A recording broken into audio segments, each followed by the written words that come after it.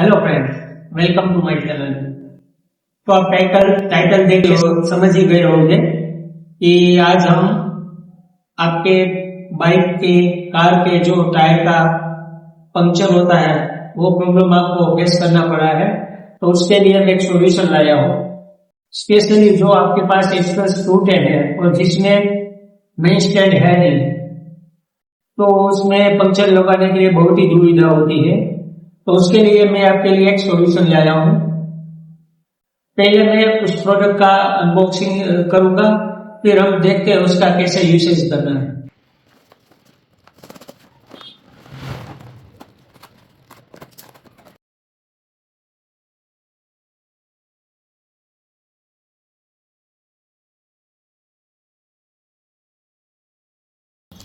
तो फ्रेंड्स इसमें एक जो सॉल्यूशन है, लिक्विड की बोतल आती है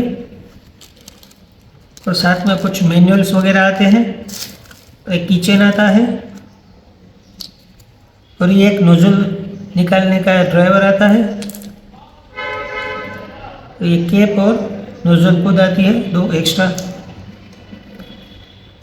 तो चलिए हम अभी इसको फिल करने की शुरुआत करते हैं। तो गाइस हम अभी बाइक के पास आ गए हैं। तो पहले आपको ये सुनिश्चित कर लेना है कि आप इस सॉल्यूशन को, बोतल को पूरी तरह से हिला लें, मिक्स कर लें इसको। और अभी हम इस व्हील कैप को निकाल लेंगे।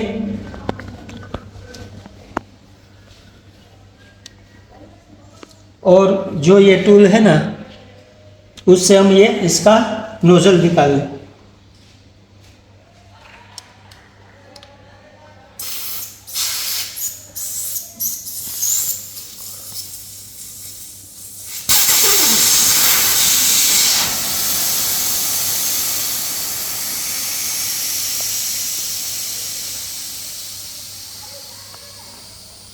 इससे पूरी हवा निकल जाएगी।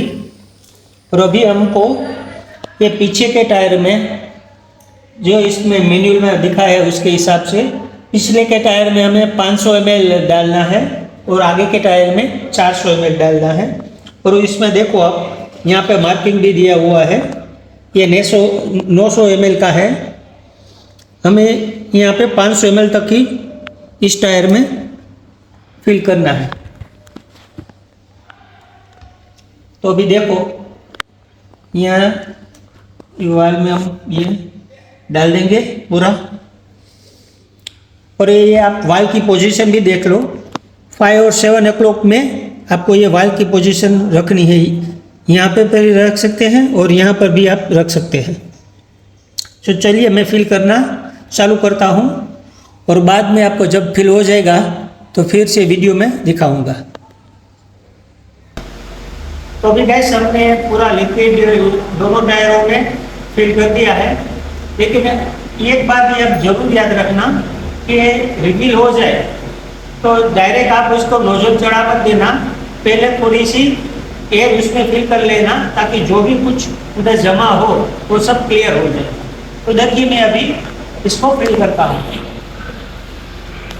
थोड़ी सी पूरी हवा नहीं फिल करनी है, थोड़ी सी, ताकि जो उसमें जमा हुआ होगा कोई भी सॉल्यूशन थोड़ा सा भी वो अंदर चला जाए और नोजल क्लीन हो जाए।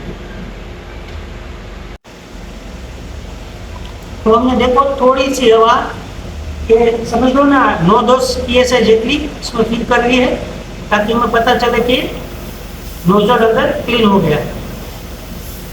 और अब हम इसका जो वाल्व है वो लगा देंगे फिर से। इसका वाल्व है और हम इसमें लगा देंगे फिर से। तो गाइस हमने अभी ये एयर वाल्व जो है उसका फिल कर दिया है। अभी हम जो इसका by default 92 PSI front tyre में रहता है वो भी हम फिल कर देंगे।